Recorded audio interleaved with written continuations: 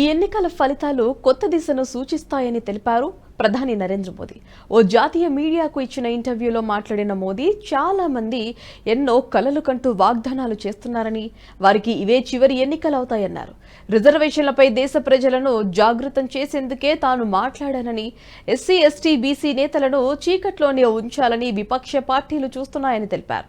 దళితులు ఆదివాసీల కోసం పనిచేస్తున్నామని చెప్పుకునేవారు రాత్రికి రాత్రి మైనారిటీ సంస్థలుగా మార్చారని మండిపడ్డారు. యూనివర్సిటీలకు మైనారిటీ స్టేటస్ ఇచ్చి 10,000 విద్యా సంస్థల్లో రిజర్వేషన్లు లేకుండా చేశారని విమర్శించారు. కాంగ్రెస్ మేనిఫెస్టో చూడగానే ముస్లిం లీగ్ ముద్ర కనిపిస్తుందని తాను ముందే చెప్పానని, ఓటు బ్యాంకు రాజకీయాలు చేయడం వారి అలవాటన్నారు మోదీ.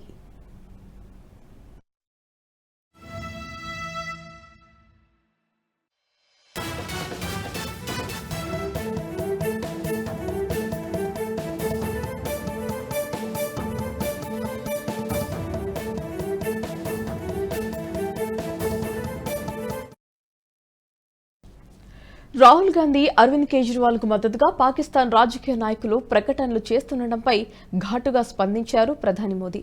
మన దేశంలోని కొందరు నాయకులకు మద్దతుగా శత్రుదేశం పాకిస్తాన్లోని నాయకులు మాట్లాడుతుండటం తీవ్రమైన అంశమేనన్నారు. దానిపై దర్యాప్తు జరగాల్సిన అవసరం ఉందన్నారు ప్రధాని మోదీ.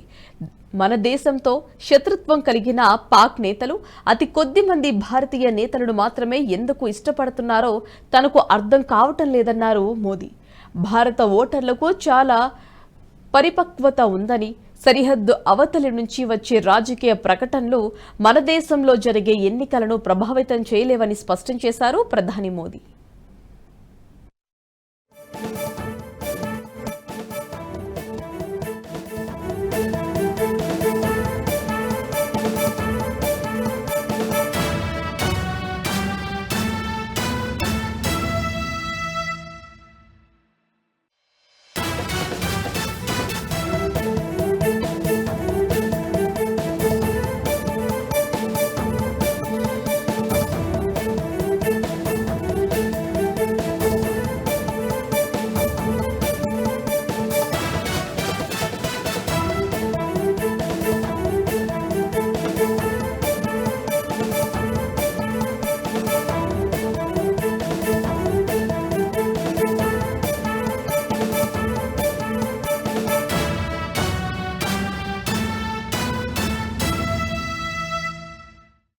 ఈ వీడియో మీకు నచ్చినట్టయితే లైక్ చేయండి, 10 మందికి షేర్ చేయండి. అలాగే కామెంట్ల రూపంలో మీ అభిప్రాయాలను మాతో పంచుకోండి. Nationalist hub group of channels ను సబ్స్క్రైబ్ చేసుకుని తెలుగునాట జాతీయవాద జర్నలిజాన్ని ప్రోత్సహించండి. ఈ వీడియో కింద ఉన్న బెల్ ఐకాన్ పై క్లిక్ చేయడం మర్చిపోవద్దు.